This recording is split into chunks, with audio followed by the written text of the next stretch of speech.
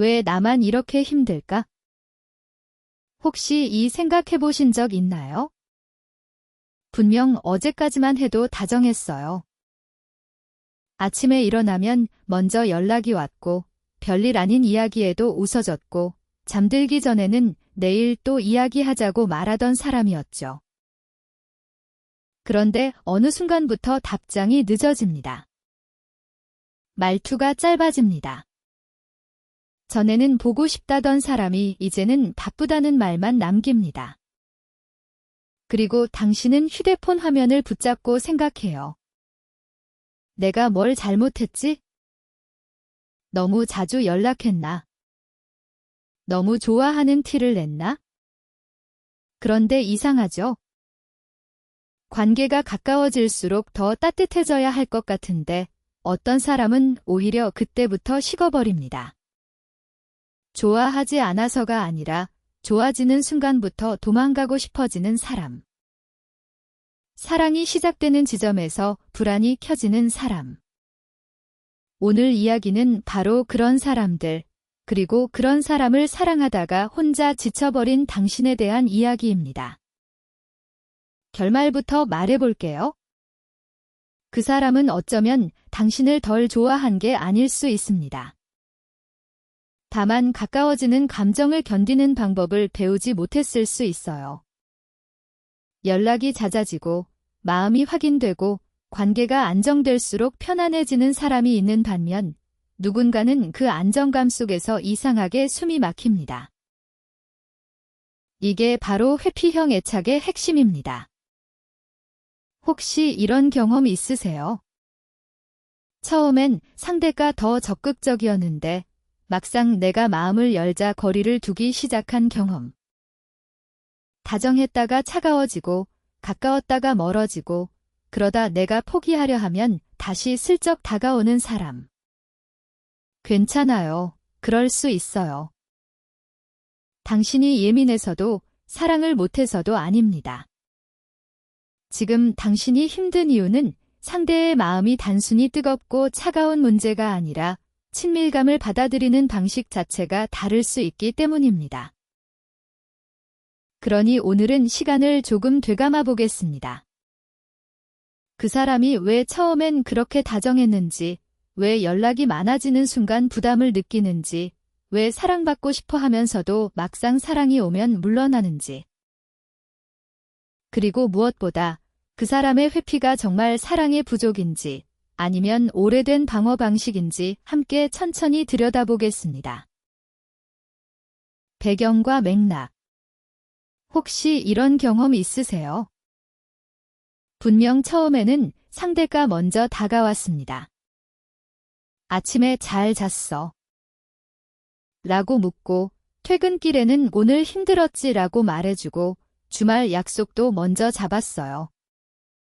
그런데 이상하게도 관계가 조금 가까워지고 연락이 자연스럽게 잦아지는 순간부터 상대의 온도가 달라집니다. 답장은 늦어지고 말투는 짧아지고 어제까지만 해도 다정하던 사람이 갑자기 혼자 있고 싶다고 말하죠. 그러면 남겨진 사람은 묻게 됩니다. 내가 뭘 잘못했나? 너무 자주 연락해서 질린 걸까? 괜찮아요. 그렇게 느끼는 건 너무 자연스러운 반응입니다. 2024년 봄, 서울 마포구 합정동의 한 작은 카페에서 처음 만난 서연과 민준의 이야기를 떠올려 볼게요. 서연은 출판사 편집자로 일했고, 민준은 판교의 IT 회사에서 서비스 기획자로 일했습니다. 둘은 친구의 생일 모임에서 만났고, 처음 한 달은 정말 순조로웠습니다. 민준은 매일 밤 서연에게 전화를 걸었고 서연이 좋아한다는 재즈바를 찾아 예약까지 해두었습니다. 그런데 두 사람이 자연스럽게 둘이 이제 자주 보자는 이야기를 나눈 뒤부터 민준은 조금씩 뒤로 물러났습니다. 서연이 점심시간에 밥 먹었어. 라고 보내면 3시간 뒤에 등지라고만 답했고 주말에 만나자는 말에는 이번 주는 좀 쉬고 싶어 라고 했습니다. 이 사람은 왜 이런 선택을 했을까요? 정말 마음이 식은 걸까요?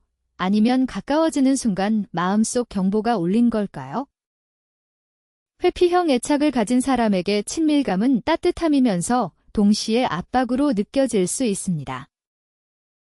어린 시절부터 감정을 표현해도 충분히 받아들여지지 않았거나 기대면 실망하게 된 경험이 반복되면 사람은 어느 순간 배웁니다. 나는 혼자 해결해야 안전하다. 그래서 관계 초반의 설렘은 괜찮습니다. 아직 거리가 있으니까요. 하지만 연락이 잦아지고 상대가 내 하루를 궁금해하고 감정적으로 연결되기 시작하면 이야기가 달라집니다. 그때부터 친밀함은 사랑의 신호가 아니라 침범의 신호처럼 느껴질 수 있습니다. 비슷한 일이 2022년 부산 해운대에서도 있었습니다. 34살의 지훈은 프리랜서 사진작가였고 31살의 은지는 간호사였습니다. 두 사람은 해운대 달맞이길의 전시회에서 만났습니다. 지훈은 처음엔 누구보다 적극적이었습니다. 은지가 야간 근무를 마치면 새벽에도 수고했어 라고 메시지를 보냈고 쉬는 날이면 바다 근처 카페에서 만나 사진을 찍어주었습니다. 은지는 조심스럽게 마음을 열었고 어느 날 이렇게 말했습니다. 나 요즘 너랑 연락하는 게 하루 중 제일 좋아. 그런데 바로 그 다음 주부터 지훈은 달라졌습니다. 나 원래 연락 잘 못해. 너무 매일 이야기하면 할 말이 없어져. 각자 시간도 중요하잖아. 말은 틀리지 않았지만 은지는 이상하게 버려진 느낌을 받았습니다. 여기서 중요한 질문이 생깁니다. 지훈은 은지를 덜 좋아하게 된 걸까요? 아니면 은지의 애정 표현이 지훈에게는 기대에 부응해야 한다는 부담으로 번역된 걸까요? 회피형 사람들은 종종 자신도 모르게 관계의 온도를 조절합니다. 너무 가까워졌다 싶으면 차갑게 식히고 상대가 멀어지면 다시 다가옵니다. 이것은 계산된 밀당이라기보다 오래된 생존 방식에 가깝습니다. 가까워지면 나를 잃을 것 같고 상대의 기대를 감당하지 못할 것 같고 언젠가 실망시킬 바에는 미리 거리를 두는 편이 낫다고 느끼는 거죠. 그래서 연락이 잦아질수록 마음이 식는 것처럼 보이지만 사실 그 안에는 나는 누군가와 깊이 연결되는 법을 잘 모른다는 불안이 숨어있는 경우가 많습니다. 애착 이론을 연구한 한국의 정신분석가 존 볼비는 1950년대 런던에서 아이와 양육자의 관계가 이후 인간관계의 기본 틀이 된다고 보았습니다. 이후 미국 볼티모어에서 메리 에인스워스가 진행한 관찰 연구는 사람들이 친밀함과 분리를 얼마나 다르게 받아들이는지를 보여주었습니다. 그러니까 지금 우리가 말하는 회피형 애착은 단순히 연락을 싫어하는 성격이 아닙니다. 더 깊게 보면 누군가에게 기대는 법을 배우지 못한 사람이 사랑 앞에서 자신을 지키려는 방식입니다. 그러니 혹시 여러분이 서연이나 은지처럼 상대의 갑작스러운 거리감 앞에서 마음이 무너졌다면 먼저 자신을 탓하지 않았으면 합니다. 연락을 자주 하고 싶었던 마음은 이상한 게 아닙니다. 사랑하는 사람과 연결되고 싶은 마음은 너무 자연스러운 욕구입니다. 다만 상대의 침묵이 곧 내 가치의 부족을 의미하는 것은 아닙니다. 그리고 반대로 내가 민준이나 지훈처럼 가까워질수록 숨이 막히는 사람이라면 그것도 비난받아야 할 결함만은 아닙니다. 다만 이제는 물어볼 필요가 있습니다. 나는 정말 이 사람이 싫어진 걸까? 아니면 가까워지는 느낌이 무서운 걸까? 반전과 전개. 그런데 아무도 예상 못한 일이 벌어집니다. 분명 처음에는 그 사람이 먼저 다가왔거든요. 아침에 눈 뜨면 잘 잤어. 하고 연락이 오고 점심시간에는 사진 한 장 보내면서 찍어보니까 내 생각났어 라고 말하고 밤에는 통화가 길어져서 서로 잠드는 시간까지 놓치곤 했습니다. 혹시 이런 경험 있으세요? 처음엔 너무 따뜻했는데 관계가 안정되는 순간부터 갑자기 상대가 멀어지는 느낌. 답장이 늦어지고 말투가 짧아지고 어제까지는 다정했던 사람이 오늘은 이상하게 이해에 바른 사람처럼 느껴지는 거예요. 민서는 그 변화를 바로 알아차렸습니다. 도윤이의 연락이 줄어든 날, 민서는 하루 종일 휴대폰만 봤어요. 하고 넘기려 했지만 마음 한쪽에서는 자꾸 다른 말이 올라왔습니다. 내가 뭘 잘못했나? 내가 너무 많이 연락했나? 혹시 질린 건가? 긴장은 아주 작은 빈칸에서 시작됩니다. 답장이 오지 않는 10분, 읽고도 멈춰있는 1시간, 그리고 알겠어 라는 짧은 문장 하나. 민서는 그 문장을 계속 다시 읽었습니다. 그런데 이상하죠? 문장은 차가운데 며칠 전까지의 도윤은 분명 따뜻했거든요. 그리고 두 번째 일이 벌어집니다. 민서가 마음을 정리하려고 한 발 물러나자 오히려 도윤이 다시 다가옵니다. 요즘 왜 연락 없어? 무슨 일 있어? 나한테 서운한 거야? 민서는 놀랍니다. 멀어진 건 도윤인데 왜 이제 와서 자신이 멀어진 것처럼 묻는 걸까요? 여기서 회피형 애착의 중요한 반전이 나옵니다. 이 사람은 관심이 없어서 멀어지는 게 아닐 수 있습니다. 오히려 마음이 생겼기 때문에 멀어질 수 있어요. 누군가가 자주 연락하고 자주 보고 싶어 하고 감정을 확인하려고 할 때 그 사람 안에서는 사랑이 아니라 압박감이 먼저 켜지는 겁니다.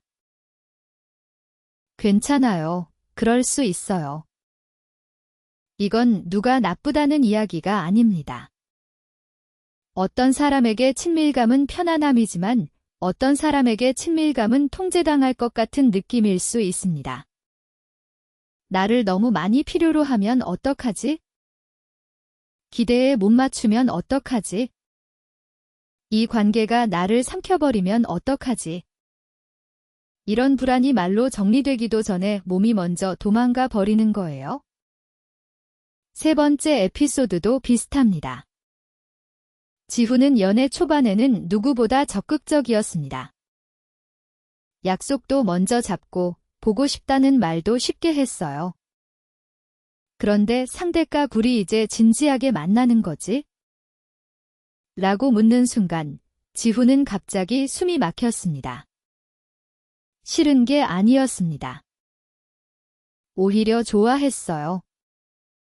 그런데 그 말이 들리는 순간 마음속에서는 이상한 경보가 울렸습니다. 이제 책임져야 한다. 이제 실망시키면 안 된다. 이제 내 시간이 사라질지도 모른다. 그래서 지훈은 답장을 미룹니다. 하루를 미루고 이틀을 미루고 결국 아무 일도 아닌 것처럼 돌아옵니다. 상대는 상처받았는데 지훈은 정말로 이렇게 생각합니다. 나는 그냥 시간이 필요했을 뿐인데. 바로 여기서 두 사람의 감정선이 엇갈립니다. 한쪽은 버려진 것 같고 다른 한쪽은 쫓기는 것 같습니다. 놀라운 건 회피형 경향이 있는 사람도 사랑을 원한다는 겁니다. 다만 사랑이 가까이 오면 그 사랑을 받는 법을 잘 모를 때가 많습니다. 어린 시절부터 감정을 표현해도 충분히 받아들여지지 않았거나 기대면 부담이라는 말을 들었거나 혼자 해결하는 것이 안전하다고 배워온 사람은 친밀함 앞에서 본능적으로 거리를 둡니다. 그래서 연락이 잦아지면 식어버리는 것처럼 보이지만 실제로는 마음이 식은 게 아니라 감정의 온도를 조절하지 못하는 경우가 있습니다. 너무 뜨거워지면 데일 것 같아서 스스로 차갑게 만드는 거예요. 혹시 지금 누군가의 갑작스러운 거리감 때문에 마음이 무너지고 있다면 먼저 이렇게 말해주고 싶습니다. 당신이 너무 사랑해서 망친 게 아닙니다. 당신이 너무 자주 연락해서 버림받은 것도 아닙니다. 다만 두 사람의 친밀감을 견디는 속도가 달랐을 수 있습니다. 그리고 혹시 당신이 바로 그 회피하는 사람이라면 그것도 괜찮아요. 그럴 수 있어요. 누군가가 가까워질 때 불안해지는 자신을 미워하지 않아도 됩니다. 다만 이제는 한 번쯤 멈춰서 물어볼 필요가 있습니다. 나는 정말 이 사람이 싫어진 걸까? 아니면 가까워지는 게 무서운 걸까? 이 질문 하나가 관계의 방향을 바꿉니다. 도망가는 마음을 비난하기 전에 그 마음이 무엇을 지키려고 했는지 바라보는 것. 바로 거기서부터 회피형 애착의 진짜 이해가 시작됩니다. 클라이맥스. 혹시 이런 경험 있으세요? 처음에는 분명히 좋았어요. 그 사람이 먼저 연락도 하고, 다정한 말도 하고, 보고 싶다는 표현도 했어요. 그런데 이상하게 연락이 잦아지는 순간, 관계가 안정되는 순간, 갑자기 말투가 차가워지고 답장이 늦어집니다. 내가 뭘 잘못했나 싶어서 한 번 더 묻죠. 혹시 나한테 마음이 식었어? 그런데 상대는 말합니다. 아니야, 그냥 요즘 좀 바빠. 그런데 두 번째 반전이 여기서 옵니다. 정말 마음이 없어서 멀어진 게 아닐 수 있다는 겁니다. 오히려 마음이 생겼기 때문에 멀어지는 사람도 있어요. 좋아하면 가까워져야 할 것 같은데 어떤 사람에게는 가까워지는 일이 설렘이 아니라 위험 신호처럼 느껴집니다. 결국 진짜 이유는 이것이었습니다. 그 사람은 연락이 싫은 게 아니라 연락이 만들어내는 기대가 무서운 겁니다. 답장을 해야 한다는 기대, 감정을 설명해야 한다는 기대, 계속 같은 온도를 유지해야 한다는 기대, 그리고 언젠가 상대를 실망시킬지도 모른다는 기대. 회피형 애착을 가진 사람에게 자주 오는 연락은 사랑받고 있구나 보다 이제 내가 책임져야 하는구나로 번역될 때가 있습니다. 어릴 때부터 감정을 편하게 나누지 못했던 사람은 친밀함을 휴식으로 배우지 못합니다. 사랑이 따뜻한 품이 아니라 눈치를 봐야 하는 공간이었을 수 있어요. 부모의 기분을 맞춰야 했거나 힘들다고 말했을 때 그 정도로 뭘 그래 라는 말을 들었거나 가까워질수록 비난과 통제가 따라왔을 수도 있습니다. 그러면 마음은 조용히 이렇게 배웁니다. 가까워지면 내가 사라진다. 기대를 받으면 숨이 막힌다. 혼자 있어야 안전하다. 그래서 상대가 하루에 몇 번 더 연락했을 뿐인데 그 사람의 몸은 관계를 사랑이 아니라 침범처럼 느낍니다. 머리로는 알아요. 이 사람이 나를 좋아해서 연락한다는 걸? 그런데 몸은 먼저 반응합니다. 가슴이 답답해지고 답장을 미루고 싶고 괜히 단점이 보이고 갑자기 혼자 있고 싶어집니다. 그리고 스스로도 당황합니다. 나 왜 이러지? 분명 좋았는데 왜 부담스럽지? 괜찮아요. 그럴 수 있어요. 이건 누군가가 나쁘다는 이야기가 아닙니다. 다만 어떤 사람의 사랑 방식은 상처를 피하는 방식과 너무 오래 붙어 있었던 겁니다. 그래서 사랑이 오면 사랑으로 받기 전에 먼저 방어를 합니다. 그 방어가 바로 무심함처럼 보이고 잠수처럼 보이고 갑자기 식은 태도처럼 보이는 거예요. 가장 아픈 건 이 사람도 사실은 연결되고 싶어 한다는 겁니다. 그런데 연결되는 순간 자신이 삼켜질까 봐 두려워합니다. 버려질까 봐 두려운 사람은 붙잡고 삼켜질까 봐 두려운 사람은 도망갑니다.